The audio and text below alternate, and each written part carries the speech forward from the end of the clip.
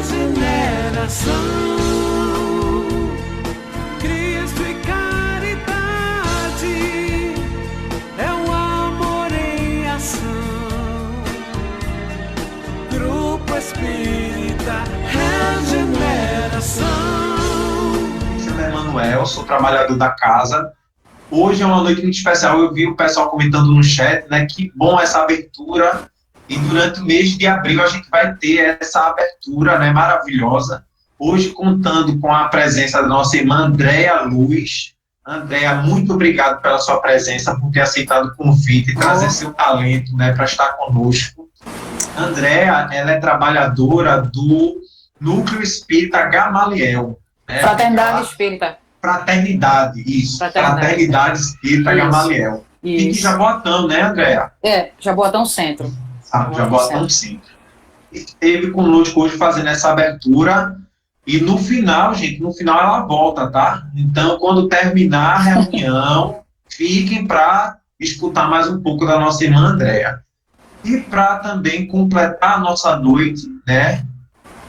Trazendo o conteúdo doutrinário, os esclarecimentos doutrinários, tem a nossa irmã Cristina Pires, que é a atual presidente, né, presidenta da Federação Espírita Pernambucana. Ela está aqui conosco essa noite e vai falar sobre o tema Pensamento e Vida. Com você, André, a prece inicial. Em seguida, a nossa irmã Cristina com o tema Pensamento e Vida. Certo. Que todos nós possamos nos conectar com o alto, né? E pedir principalmente a todos os nossos irmãos que hoje estão sofrendo, né, com a questão do Covid.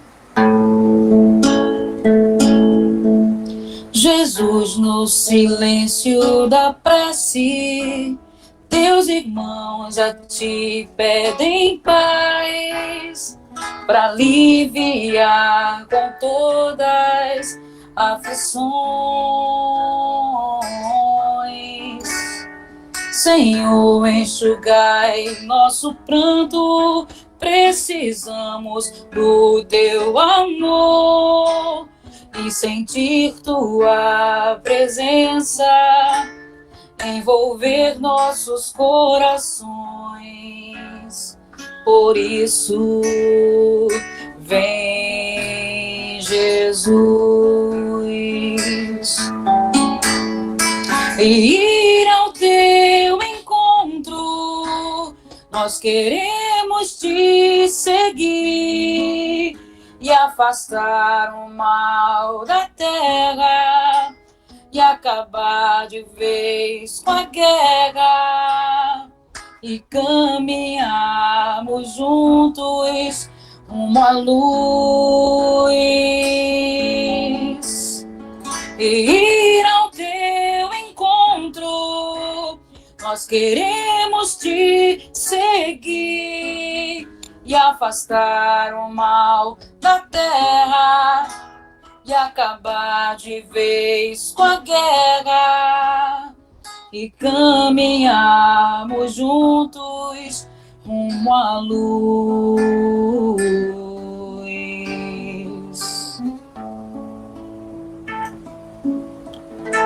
Que assim seja. E assim passamos a palavra para Manuel, né, para ele dar o início da reunião. Muita paz. É com você, Cris. Obrigada, Manuel. Obrigada, Andréa. Obrigada a todos vocês que estão aqui. É uma grande alegria poder celebrar com vocês 74 anos de trabalho na Seara do Cristo. 74 anos, tenho certeza de muita luta, tenho certeza que os pioneiros enfrentaram grandes dificuldades e que vocês hoje são os continuadores. E que amanhã, daqui a 74 anos, teremos outros irmãos nossos continuando esse trabalho, porque quando a gente se propõe a semear luz, né, a sermos colaboradores da Seara do Cristo, sempre vai ter continuidade, sempre. A gente, quando tem fidelidade a Jesus e a Kardec, o trabalho flui, chega, as dificuldades chegam e a gente vence a todas.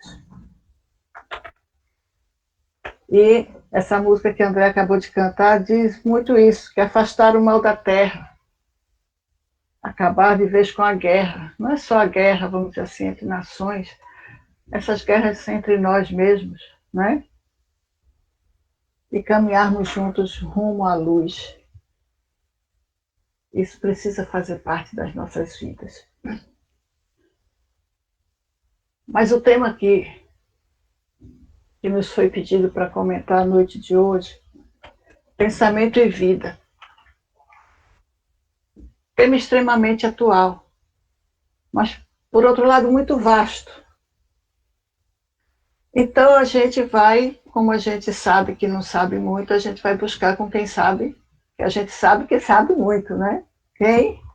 Tenho certeza que vocês todos conhecem o livro Pensamento e Vida, né? Que tem esse título, ditado a psicografia de Francisco Cândido Xavier pelo Espírito Emmanuel. E a gente pensou desses livros alguns pontos para a gente refletir um pouquinho sobre eles. Mas antes da gente iniciar, a gente gosta de falar que esse livro, da forma muito didática, de uma forma muito didática, ele tem os blocos, né? Ele começa dizendo, explicando, Emmanuel dizendo que eram apontamentos que ele já tinha no mundo espiritual, e quando alguns companheiros começaram a pedir, ele reuniu esses apontamentos. A primeira parte, do capítulo 1 ao 10º, ele fala muito de coisas nossas, de vontade, de instrução, de educação, de fé. São aquisições nossas. Depois ele fala de como a gente reencarna, berço, família, filhos, o corpo material, saúde. Ele estava numa área bem, vamos dizer assim, bem do espírito, né? Agora ele está bem na área do corpo. Depois ele vem falando da nossa vida, da nossa luta diária, vocação, profissão, sociedade, prosperidade. Aí ele fala de hábito, dever, culpa. Aí ele começa a chegar no que a gente precisa: auxílio, humildade, tolerância, oração. Explica o que é obsessão, enfermidade, fala de morte, mas termina falando de amor. Ele trouxe pensamento, a construção do nosso pensamento, e ele trouxe a vida, nossa vida de relação, nossa vida como espíritos encarnados, nossa vida no mundo das formas. A gente não vai falar, vamos dizer assim, de cada bloco em particular. A gente vai trazer algumas reflexões sobre como esse pensamento, como a construção dos nossos pensamentos podem influenciar nossas vidas.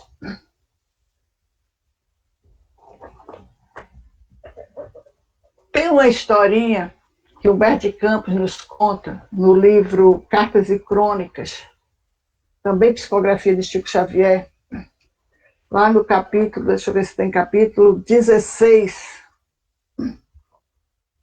Ele fala do nosso irmão Belarmino Bicas.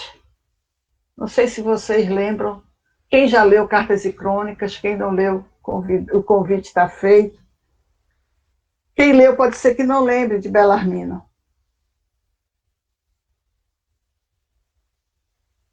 Belarmino foi um espírito que vivia comum. Tinha lá o trabalho dele, com a esposa. Um belo dia ele conheceu a doutrina espírita e começou a frequentar a casa espírita. Mas ele utilizou-se da casa espírita somente para aumentar, vamos dizer assim, o seu trabalho profissional, porque ele era corretor de imóveis, né?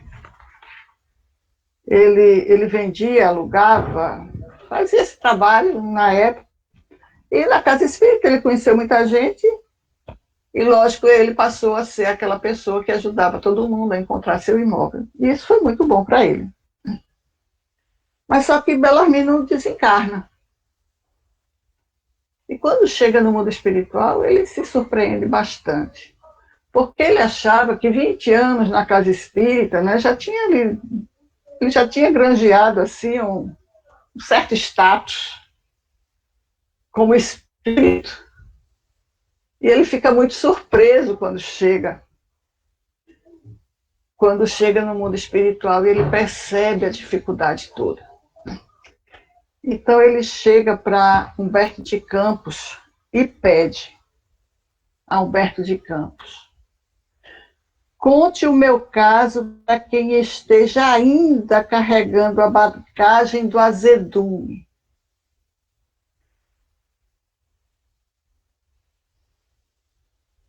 Bagagem do azedume. Vejam só a preocupação de Belarmino quando chegou no mundo espiritual. Ele era irascível por temperamento, ele brigava por tudo. Ele regressou à pátria espiritual na condição de suicida indireto. Aí ele pede a Humberto de Campos para falar sobre ele. Falar do perigo das zangas sistemáticas, falar da necessidade urgente da tolerância, da paciência, serenidade e perdão. E Belarmino, querendo ajudar Humberto de Campos, ele passa para Humberto de Campos uma lista, como se fosse um rol. Lembram, os jovens há mais tempo feito eu vão lembrar que a gente antigamente fazia um rol de roupa, fazia um rol disso, né? Só os mais jovens que vão lembrar disso, feito eu. Os mais velhinhos não vão lembrar, não. Aí ele começou a descrever, colocar item por item, a preocupação dele e como ele queria ajudar as pessoas que estavam aqui. Ele começa dizendo assim, que teve 1811 contrariedades em família. Ele fala que teve 1801 aborrecimentos com desgosto com os filhos, genros e noras. Ele entrou em choque com os chefes de serviço 1015 vezes. E assim ele sai descrevendo e chega num total de 16.386 exasperações inúteis. Exasperações inúteis. Esse é o apanhado das irritações do prestimoso amigo Bicas. Sabe em quanto tempo isso? Em 7.300 dias. Foram 20 anos.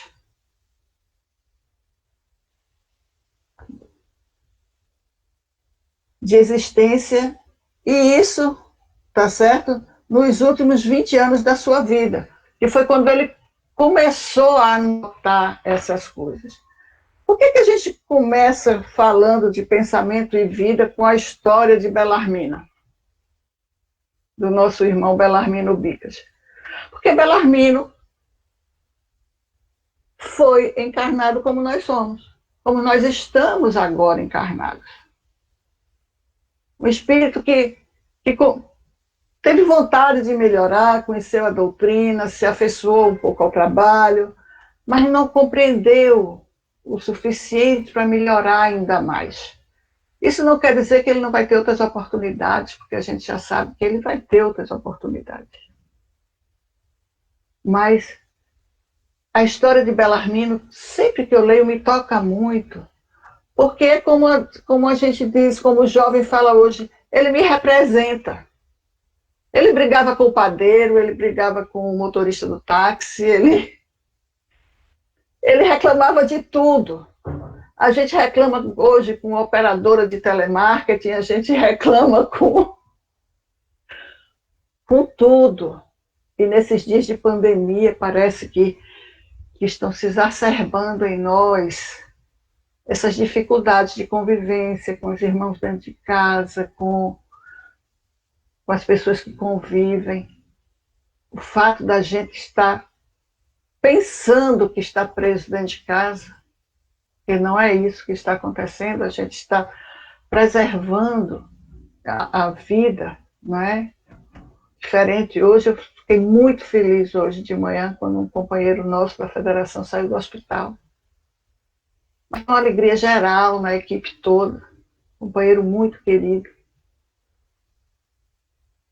E a gente pensa, isso seria a prisão. Então, e aí quando ele foi agora à noite, ele colocou uma mensagenzinha para mim, dizendo que o sentimento de gratidão era imenso, de como sentia a ajuda dos amigos espirituais, de como sentia as preces todas que todos nós fizemos por ele. Por que isso? Porque a nossa vida na matéria, ela é definida pelo nosso pensamento. Ela é definida pela nossa casa mental. Onde nos situamos, com quem interagimos, como nós agimos e reagimos frente às situações. Então, é isso, de alguma forma, que esse livro nos convida a refletir, nos traz algumas reflexões. E ele começa dizendo que a mente é o espelho da vida em toda parte. A gente, na minha infância, diz-me com quem andas, eu te direi quem és, não é? A gente já atualizou isso, mas diz-me o que pensas, o que sentes. Quantas vezes a gente baixa esse padrão vibratório e a gente começa a ter cada vez mais dificuldade. E a gente começa a acreditar as outras pessoas, parentes, amigos, familiares. Depois a gente começa a acreditar vamos dizer assim, aos inimigos, aspas, aos desafetos encarnados, quando acaba a quantidade de encarnados que a gente pode jogar a culpa, a gente joga a culpa no nosso obsessor, nos desencarnados. E a gente nunca se coloca como autor, como diretor, como coordenador da nossa própria vida. Mas na hora que a gente aprende que a mente é o espelho da vida em toda parte, a gente começa a perceber que nós somos os artífices do nosso progresso espiritual, da nossa alegria, da nossa tristeza. O Evangelho segundo o Espiritismo nos explica muito bem as causas anteriores das aflições, as causas atuais das aflições. Algumas causas a gente não encontra nessa encarnação mesmo, mas a gente já sabe que a gente já teve muitas outras. Outras causas, e muitas delas, nós encontramos nessa própria reencarnação, na maneira como a nossa mente é espelhada, na maneira como nós estamos escolhendo viver. Então, Emmanuel continua a nos convidar a refletir, dizendo assim, que ninguém pode ultrapassar de improviso os recursos da própria mente, muito além do círculo de trabalho em que estagia. Contudo, assinalamos todos nós os reflexos uns dos outros dentro da nossa relativa capacidade de assimilação. Ninguém pode ultrapassar de improviso os recursos da própria mente. Isso quer dizer o quê? O que é que Emmanuel quer que a gente pense sobre isso?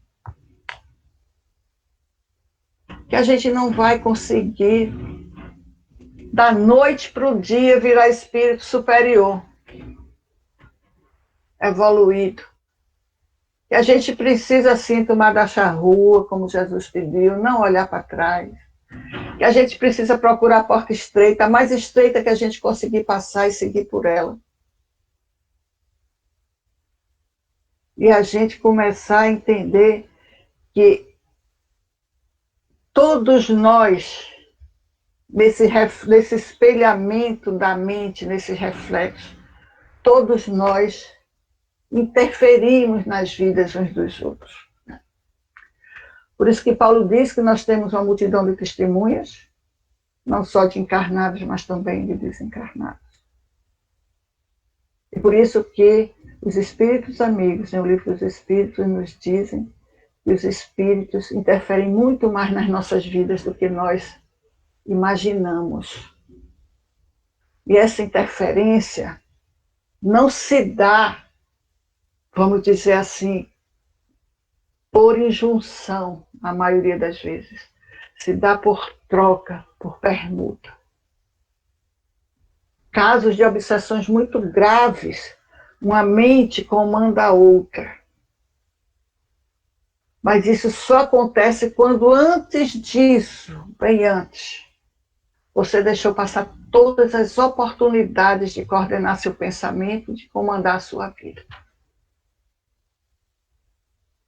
E você realmente não se importou, nem consigo, nem com o outro. E você realmente foi seguindo. Isso a gente vê também numa outra historinha que agora é o irmão X. Aliás, eu troquei a história de Belarmino, quem conta é Humberto de Campos, mas já como irmão X. Humberto de Campos, ainda como ele assinava, ele também conta a história de Azarias Pacheco, no livro Novas Mensagens. Azarias Pacheco era aquela pessoa simples, trabalhador, e que a mediunidade eclode. E eclode de uma forma pujante, bonita. Ele começa a trabalhar na casa espírita e todos começam a gostar do Azarias. O que acontece com Azarias? Ele permite que os outros comecem a fazer escolhas por ele. Começa a dizer, Azarias, você ganha muito pouco, o médium como você precisa ganhar muito, o seu trabalho é isso, o seu trabalho é aquilo. Aí começam a querer mudar as áreas de trabalho, a querer botar ele para baixo, afastando da família. A mulher e os filhos já começaram a ser deixados de lado. Daqui a pouco, não, Azarias, você precisa ir para o centro, largue seu trabalho, a gente paga seu aluguel, a gente faz sua feira, começa a se cotizar. 6 meses depois, todos desaparecem. O que foi isso que acontece com as nossas vidas? A gente começa a permitir que outras mentes, que outros pensamentos comecem a interferir, a decidir por nós mesmos. Mas depois começamos a acreditar a esses outros todo o nosso infortúnio. Mas quando a gente consegue um pensamento alinhado com o pensamento do Cristo, que é explicado de forma magistral por Allan Kardec, pela equipe espiritual coordenada pelo Espírito Verdade na codificação espírita. E a gente toma nas nossas mãos as rédeas das nossas vidas. Nós estamos dando um passo firme, seguro, na construção da nossa felicidade, na condução nas nossas vidas, fazendo nossas escolhas. Começando por assumir a responsabilidade de tudo que nós escolhemos. Entendendo o que é livre-arbítrio. Sabendo que a responsabilidade das escolhas é toda nossa. Sabendo que a vontade, como diz Emmanuel, é a gerência esclarecida e vigilante, governando todos os setores da ação mental. a vontade e a gerência esclarecida. Ou seja, eu escolhi, eu sei o que eu estou fazendo, governando todos os setores da ação mental. Então, para que a gente possa fazer isso, para que a gente possa gerir conscientemente, conscienciosamente as nossas vidas e fazer essas escolhas, ele diz: estudar e servir são rotas inevitáveis na obra da elevação. Por quê? Porque se a gente não conhece, a gente não tem, vamos dizer assim, a gente não tem embasamento suficiente que justifique as nossas escolhas. Fica somente intuitivo. Os amigos espirituais ajudam, mas é preciso que a gente saiba por que a gente está escolhendo isso. Por que eu estou escolhendo hoje não enganar ninguém? Não receber um troco a mais e levar para casa? Por que eu estou escolhendo hoje, no telefone, eu não dizer que sou outra pessoa? Vou pedir alguém para atender no meu lugar e dizer que eu não estou. Por que eu estou escolhendo hoje agir dessa forma e não de outra? Conhecendo essa doutrina que nos liberta, que nos esclarece, que nos liberta. E o serviço. Porque muitos de nós, em muitas encarnações, já estudamos muito. Muitos de nós conhecem muito bem o Evangelho. Tanto no mundo das formas como no mundo espiritual. Muitos de nós já esteve ligado à igreja católica apostólica, à igreja ortodoxa, às igrejas reformadas em várias delas. E conhecemos, sim. Mas conhecemos as letras. Não colocamos em prática. Por isso que Emmanuel diz: estudar e servir. Por isso que ele também diz que as duas asas que nos levarão ao Pai, o conhecimento e o amor. O conhecimento é tudo que a gente amealha, e eu chamo de tio Google agora, né? Com o tio Google agora ficou mais fácil ainda de você conhecer muito. Porque você pergunta, tio Google responde. A gente não vai mais como eu ia na minha infância, na biblioteca, pegar as enciclopédias e procurar verbete por verbete. A gente chega no computador, no celular, a gente faz uma pergunta e a resposta chega. Então, o conhecimento está aí. A gente vem amealhando o conhecimento há milhares de anos. Agora, o serviço, ele só começa quando a gente começa a querer aprender a amar. E é isso que nós estamos fazendo aqui. É preciso que a gente goste do trabalho que nos sustenta, do profissional, mas que a gente aprenda a amar, a gente sinta o prazer de servir.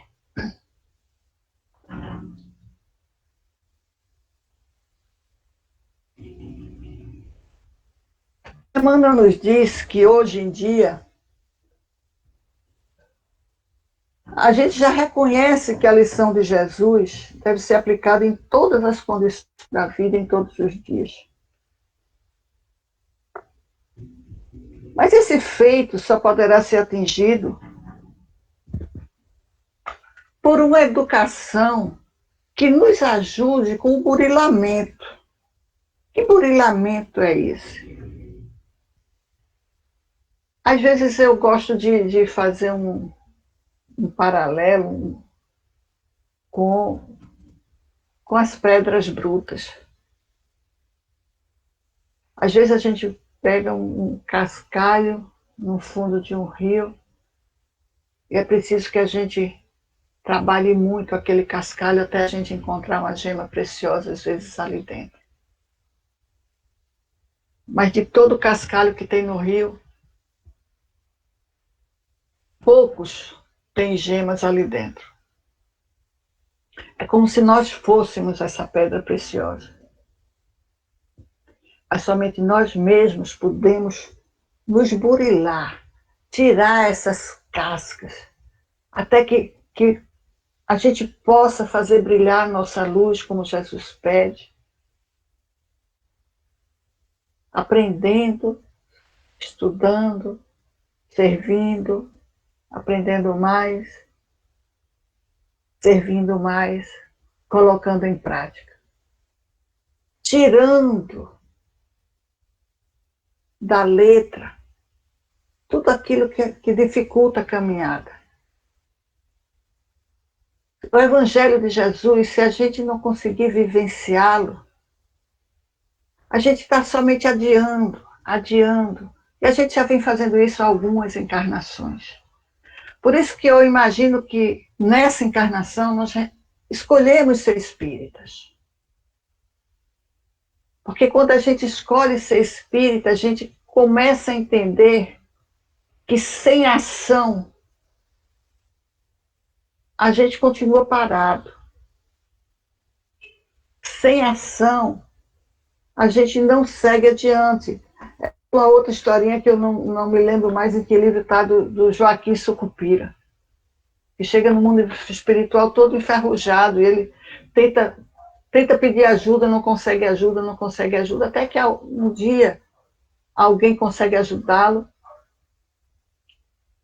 Aí começa a dizer, o que é que eu posso fazer por você? Mas olhe como eu estou, não consigo quase me mexer, não consigo. Ele não conseguia fazer nada no mundo espiritual. Aí a pessoa diz, tá bom, então vamos ver. Aí como você fazia isso? Você, como foi sua vida? A minha vida foi boa. Vivia como? Não, eu vivia dentro da minha casa. Você casou? Não, não queria comprometimento com o casamento. Nem teve filhos, não. Mas ajudou algumas crianças, não. Às vezes, uma vez por ano, eu ajudava o padre lá na igreja a fazer alguma coisa. Você ajudou as artes? Não. Você ajudou as ciências? Não. Eu não ia botar o meu dinheiro fora desse jeito com essas pessoas. Enfim, ele tinha cultura, ele tinha dinheiro, ele tinha posses, e ele não fez nada. Nada, não ajudou ninguém. Ajudava seus funcionários? Não. Então ele ficou como que enferrujado no mundo espiritual.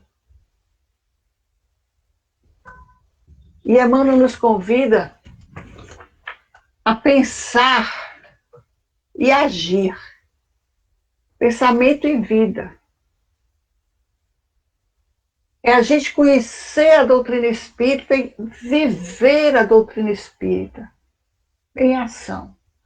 Muitos de nós chegam para... Muitos companheiros, amigos, conhecidos, chegam para mim e fazem, mas Cristina, em tempos de pandemia a gente não pode fazer nada.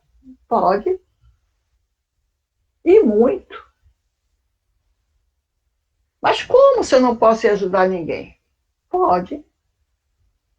Se você não tem recursos materiais que possa ajudar, deixar numa casa que continua prestando assistência social, e tem muita gente precisando de ajuda, se você ajudar, cada casa espírita continua assistindo aquele grupo que dava assistência antes, com cesta básica, com sopa, com pão, com roupa. Tenho certeza que todas as casas espíritas continuam fazendo assistência. Então, se você pode ajudar, ajude. Ah, mas eu não posso. Isso é o pensamento. E seu pensamento. Você, mesmo que você não tenha um telefone, você possa ligar para alguém, para dar força, para saber como está passando. Mas você tem seu pensamento. E a doutrina espírita nos esclarece que pelo pensamento a gente vai aonde a gente quiser. A gente dirige o pensamento. E a gente ajuda. Então, como não ajudar durante a pandemia? Se durante a pandemia, cada vez mais de nós, de nossas famílias, de nossos amigos, de nossos conhecidos estão precisando de ajuda. Agora, é preciso que a gente mobilize essas forças interiores. É preciso que a gente remova esse cascalho todo que está nos cobrindo, que está encobertando essa gema que existe em nós, para que a gente possa colocar as mãos em ação e não enferrujar, feito nosso irmão Joaquim Sucupira. Então, Emmanuel continua. Eu não separei nem os capítulos, porque eu fui tirando frases soltas do livro, mas todas essas que eu estou lendo aqui, vocês vão encontrar nesse livro maravilhoso chamado Pensamento e Vida. Ele diz assim: estejamos assim procurando incessantemente o bem, ajudando, aprendendo, servindo, desculpando e amando, porque nessa atitude refletiremos os cultivadores da luz, resolvendo com segurança o nosso problema de companhia. O Emmanuel disse aqui agora algo muito importante para a gente. Porque eu tenho certeza que todo espírita respeita muito os companheiros espirituais. E muitos se sentem ameaçados, se sentem tolhidos, muitos se sentem inquietos com a presença dos nossos irmãos. E muitos que não conhecem ainda bem a doutrina, chegam para a gente e pedem: afasta essa pessoa daqui. E chama com os nomes mais estranhos. Encosto, coisa ruim, e assim vai. Porque ainda não compreendeu que essas pessoas, esses nossos irmãos, são exatamente como nós somos. E se eles estão pertinho da gente, é porque eles nos conhecem. É porque temos alguma afinidade. É porque nós podemos ajudá-los e eles podem nos ajudar, se nós permitirmos. Então, por isso que Emmanuel diz que a gente procure incessantemente o bem, ajudando, aprendendo, servindo, desculpando, amando. Eu passei hoje à tarde na palestra que Emmanuel citou, falando sobre perdão. Para mim, perdão, reconciliação e perdão é um caminho para a felicidade. Mas não só. A gente não chega ao perdão sem entender o que é que a gente está fazendo. Se o nosso pensamento não nos leva a essa escolha. Então, quando a gente fala de pensamento e vida, a gente fala de escolhas, de como viver. A gente fala de uso consciente do livre-arbítrio. A gente fala de Jesus. Aí Emmanuel continua dizendo que somos, assim, responsáveis pela nossa ligação com as forças construtivas do bem ou com as forças perturbadoras do mal. Tudo isso, minha gente, através do nosso pensamento, que a gente vai fazendo escolhas. Escolha todo dia. Se eu sair dirigindo, se eu escolhi furar o sinal, eu fiz uma escolha. Eu posso me dar bem, não aconteceu nada. Mas eu posso me dar muito mal. Escolha. Não é? Então ele nos leva para outras, assim, umas reflexões a mais. Emmanuel, você, por favor, você me diz o tempo, viu? Porque senão eu fico aqui até meia-noite. Ok, faltam 10 minutinhos. 10? Ah, Isso. perfeito. Então, Emmanuel continua nos convidando a refletir, dizendo que humildade não é servidão. Um conceito que a gente ainda mistura um bocadinho, humildade com humilhação. Não é isso. É, sobretudo, independência, liberdade interior, que nasce das profundezas do espírito, apoiando-lhe a permanente renovação no bem. E ele nos recorda que toda passagem do Senhor entre os homens, de Jesus entre os homens, desde a manjedoura, que nos ensina a simplicidade, até a cruz, que cria o hábito da serenidade e da paciência, com a certeza da ressurreição. O apostolado de Jesus é um resplendente conjunto de reflexos do caminho celestial para a redenção do caminho humano.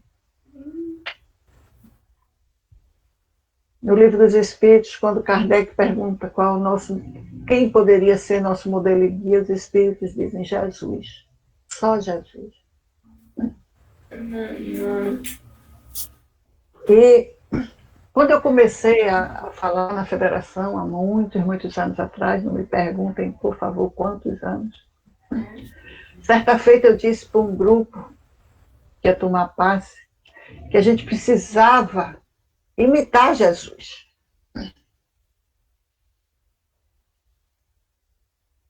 E eu percebi que as pessoas se assustaram muito com a minha ousadia. Imitar Jesus. Isso é uma ousadia. Como é que você vai nos pedir para imitar Jesus? Às vezes ainda hoje eu peço, às vezes ainda hoje algumas pessoas se admiram. Mas como é que a gente vai aprender o que Jesus ensinou se a gente não imitar? Jesus não pegou, não escreveu nenhum livro. Jesus não chegou para os apóstolos e disse assim, anota aí, para todo mundo ficar sabendo o que é que tem que fazer. Jesus fez. Jesus nos mostrou como fazer. Ele nos mostrou como fazer com a mulher no poço de Jacó. Ele nos mostrou como fazer na parábola do bom samaritano.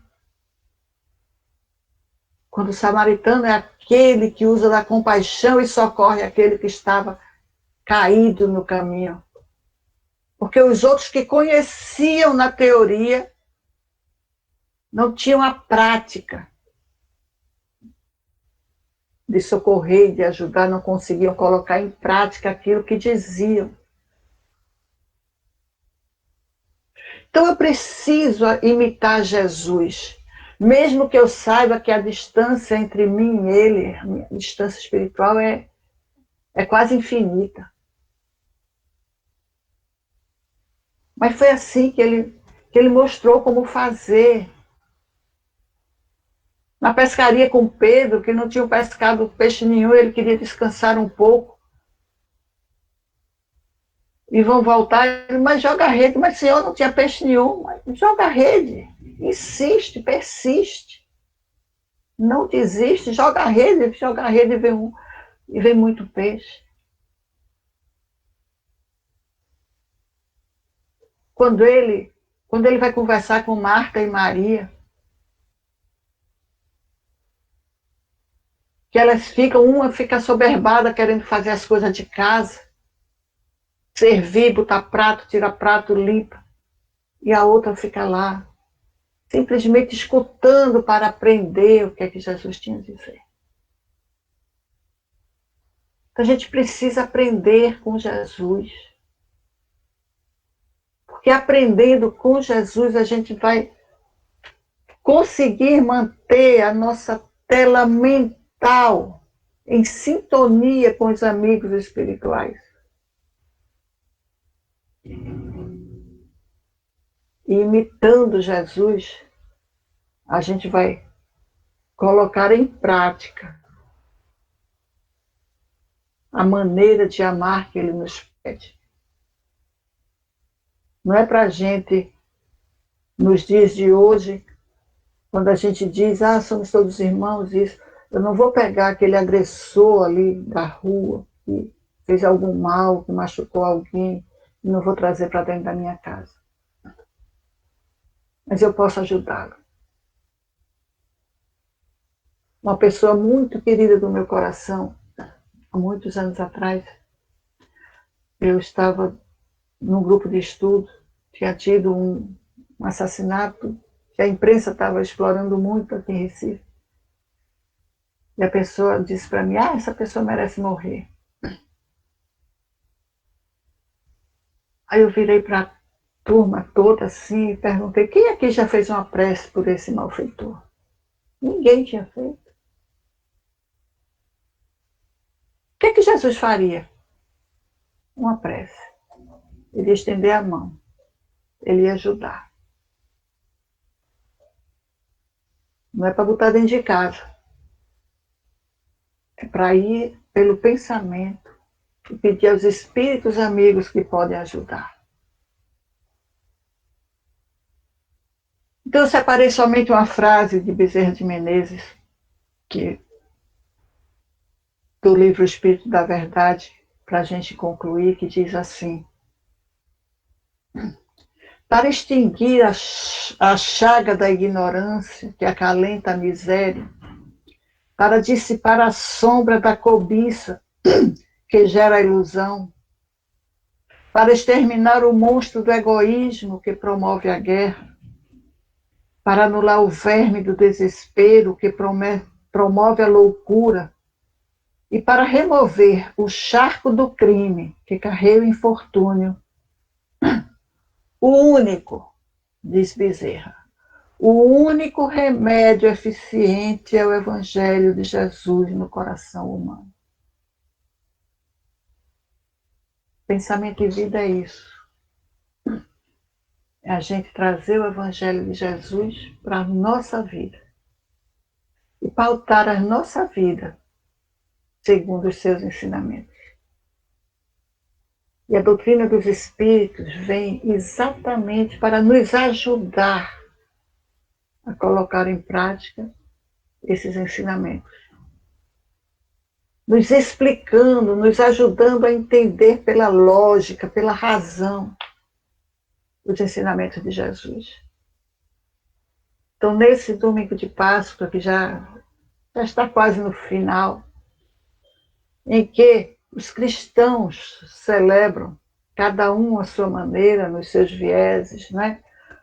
Os judeus é a libertação do cativeiro, mas os cristãos celebram a ressurreição, que a gente já entende o que não é possível naquele modelo.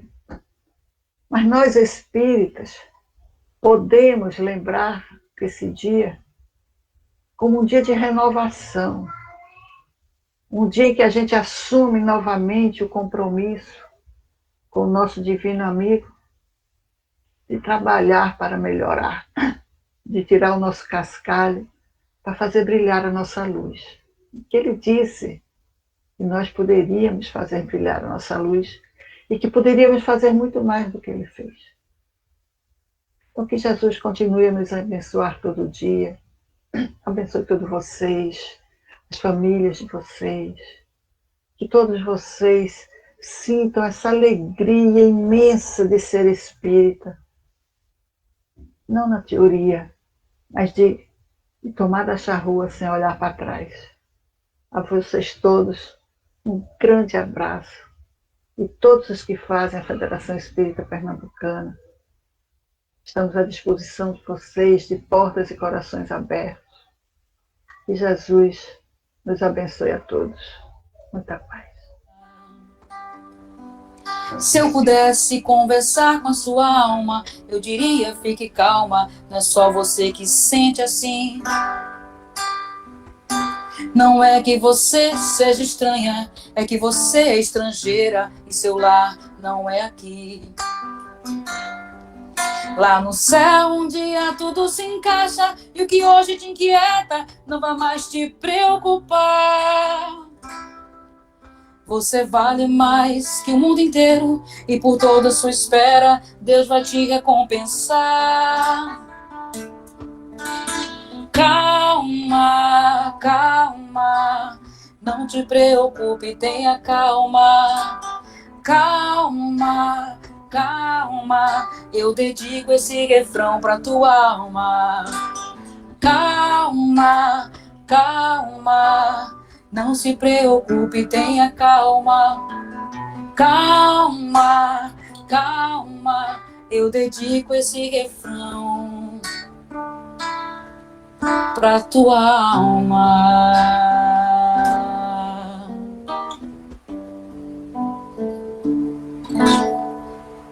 Muita paz a todos. Calma, calma, não te preocupe, tenha calma. Calma, calma, eu dedico esse refrão pra tua alma.